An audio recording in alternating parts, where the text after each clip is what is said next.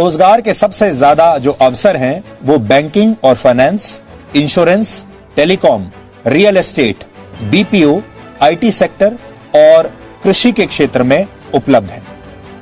लेकिन लॉकडाउन और corona virus की वजह से लगभग हर क्षेत्र में उपलब्ध रोजगारों की संख्या कम हुई है। इस साल की शुरुआत से लेकर सितंबर महीने तक भारत में रोजगार की दर क्या थी, उसका आंकड़ा इस समय आपकी स्क्रीन पर है।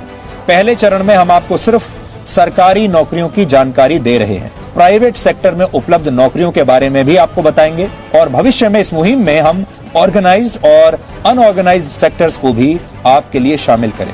आपकी योग्यता 8वीं कक्षा से लेकर पीएचडी तक की क्यों ना हो, हम आपको आप सबके लिए उपलब्ध रोजगार के अवसरों के बारे में लगातार बताते रहेंगे, आपको अपडेट हम देते रहेंगे। भारत के लोग और खासकर युवा रोजगार की खबरों को क्यों प्राथमिकता देना चाहते हैं, इस बारे में हमने आम लोगों से बात की, युवाओं से बात की, उनके माँ बाप से भी बात की। उन्होंने क्या कहा आज आप सबको सुनना चाहिए ताकि आपको समझ में आए कि हमारे देश में लोगों की असली प्राथमिकताएं क्या है।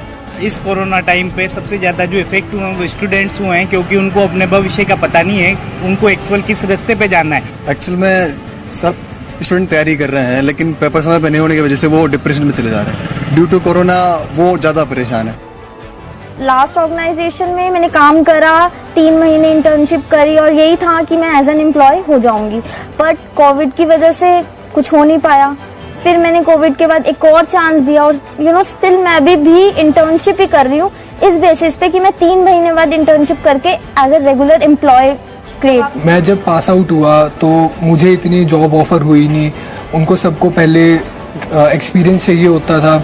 लेकिन फिर जब मैंने इंटर्नशिप की, मैंने कहा कि इंटर्नशिप आप मुझे करवा दीजिए, तो उन्होंने कहा कि अभी इंटर्नशिप के लिए भी हमारे पास कोई प्लेस है नहीं, अगर आपको फ्री में हमारे पास काम करना है तो आप फ्री में कर लीजिए। तो मैंने फ्री में भी हाँ कर दिया था। लेकिन जब 3-4 मंथ्स हो गए इंटर्नशिप मुझे करते करते, मेरा काम भी उन्हें काफ़ी अच्छा लगा।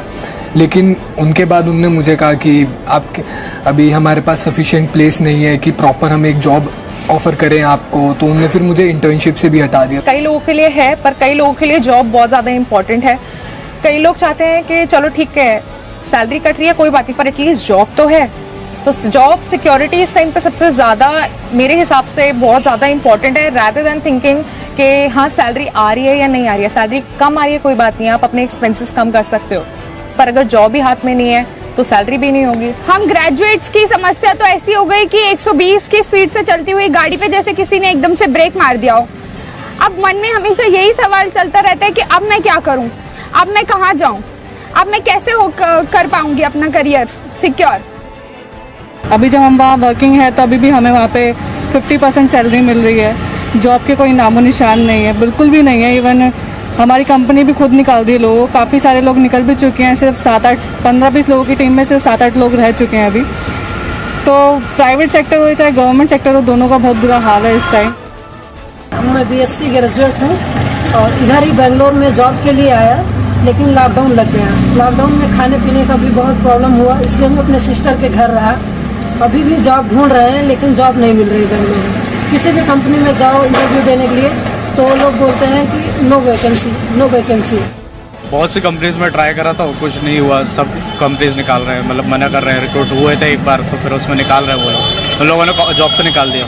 जॉब की अब तो कुछ उम्मीद नहीं है। सब कंपनियों में ट्राई करा, सब कंपनियां निकाल रही हैं, मना कर देती कि अब रिक्रूटमेंट नहीं ले सकते हम, कोरोना कारण लॉस में है सब कंपनी इस टाइप से। इसलिए किसी परिवार में जब किसी एक सदस्य का भी रोजगार चला जाता है तो उस पूरे परिवार पर संकट आ जाता है और पूरा परिवार एक तरह से टूट जाता है।